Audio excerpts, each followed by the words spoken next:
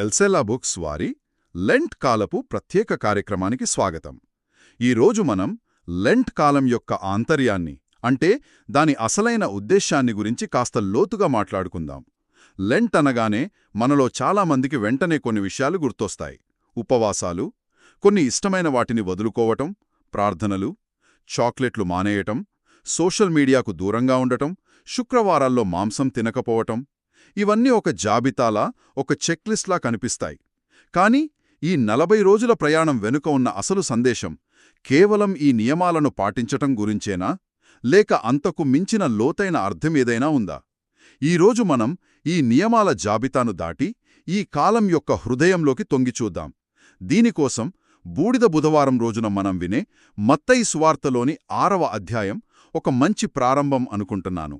ఆ సువార్త భాగంలో యేసుక్రీస్తు మనల్ని నియమాలలోకి కాకుండా దేవుణ్ణి మన జీవిత కేంద్రంగా చేసుకుని జీవించే విధానంలోకి ఆహ్వానిస్తున్నారు.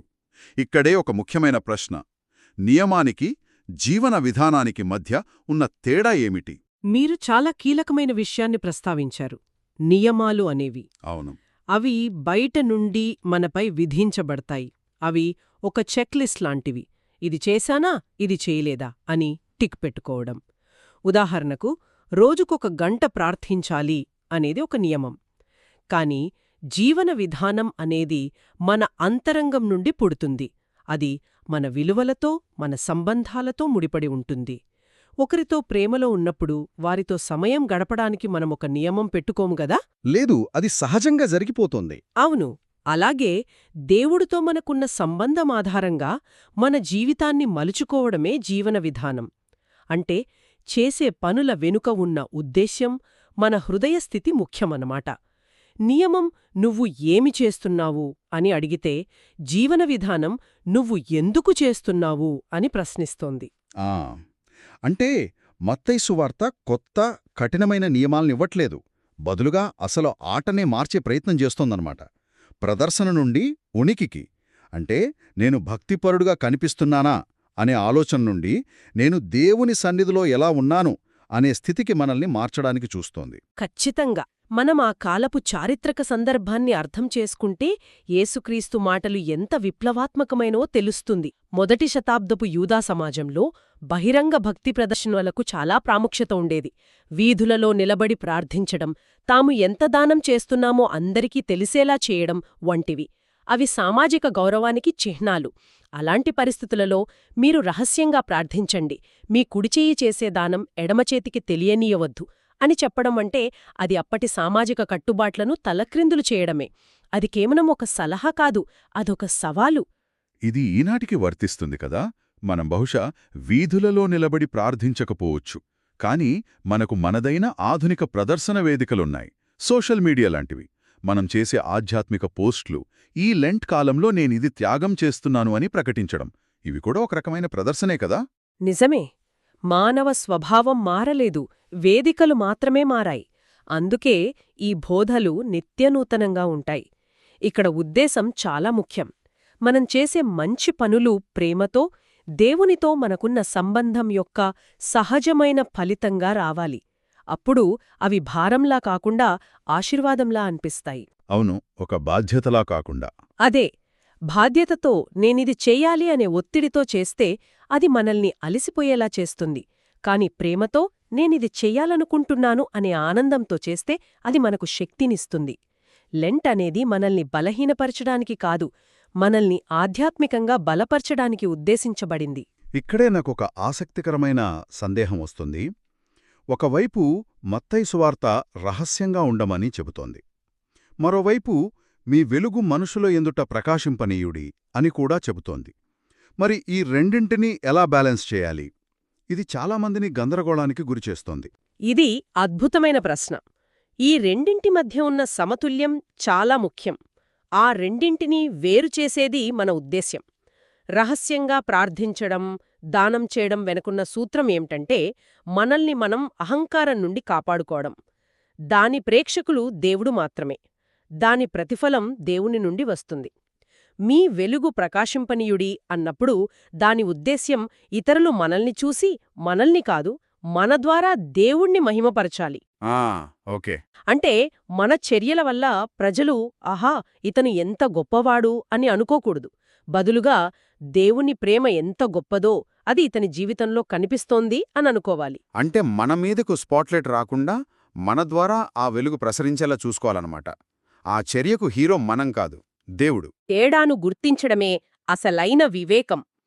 మనల్ని మనం ఈ ప్రశ్న వేసుకోవాలి. ఈ పని ద్వారా ఎవరికి కీర్తి దక్కుతుంది? సమాధానం నాకు అయితే దాన్ని రహస్యంగా చేయడం ఉత్తమం.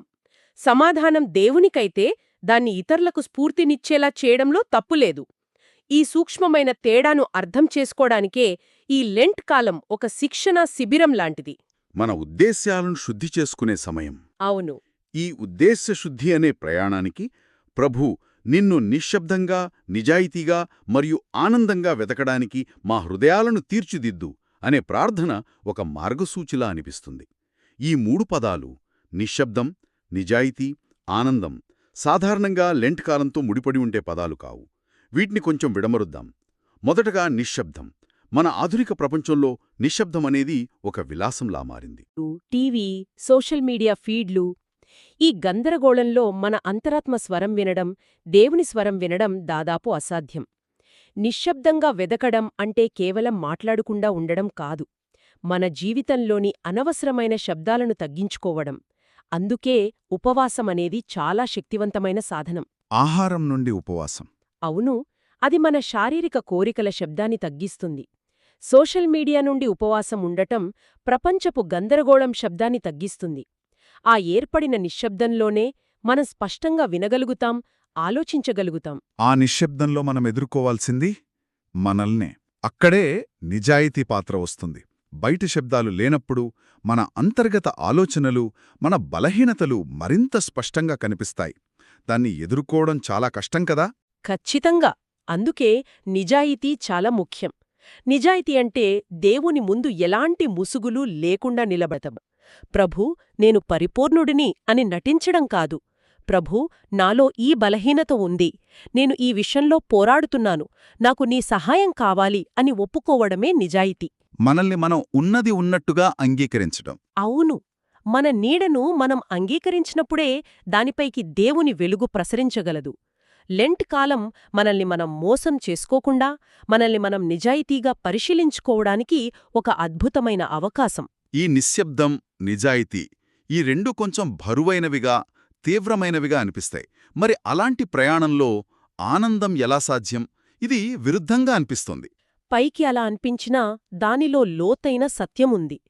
లెంట్ అనేది ఒక శిక్ష కాదు, అది ఒక విడుదల. మనల్ని బంధించే చెడు అలవాట్ల నుండి, మన ఆత్మను బరువెక్కించే పాపాల నుండి విడుదల పొందడమే ఈ కాలం యొక్క లక్ష్యం. ఆ విడుదల ఆనందాన్నిల్లదా? ఇస్తుంది. ఉదాహరణకు, ఒక అథ్లీట్ ఒలింపిక్స్ కోసం కఠినంగా శిక్షణ తీసుకుంటాడు. ఆ శిక్షణ బాధాకరంగా ఉంటుంది, ఎన్నో త్యాగాలు చెయ్యాలి. కాని ఆ కష్టంలో కూడా అతనికొక ఆనందముంటుంది. తన లక్ష్యం కోసం కష్టపడుతున్నాననే తృప్తి. అదే, ఎందుకంటే తను బలపడుతున్నానని, తన లక్ష్యానికి దగ్గరవుతున్నానని అతనికి తెలుసు. లెంట్ కూడా అలాంటిదే.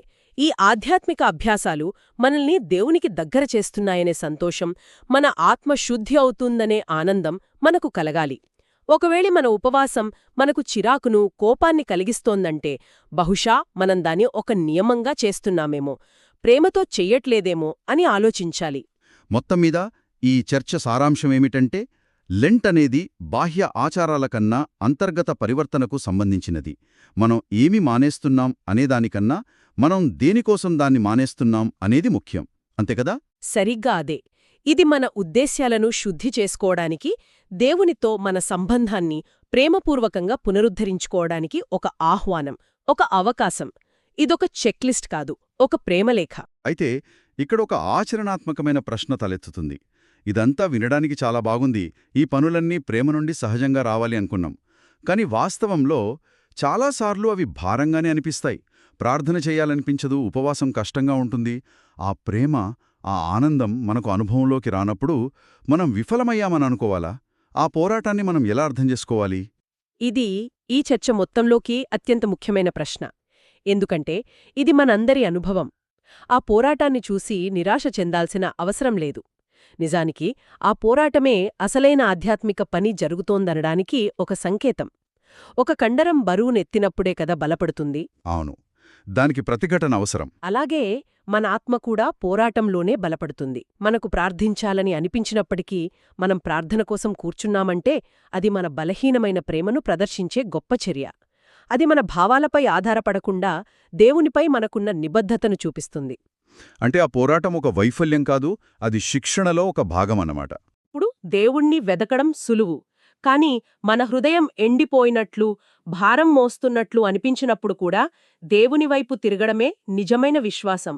ఆ పోరాటం మన అంతర్గత స్థితి గురించి మనకు ఏమి తెలియజేస్తుంది, మన ప్రాధాన్యతలు ఎక్కడున్నాయో, మన అటాచ్మెంట్స్ ఏంటో అది మనకు అద్దం పడుతుంది.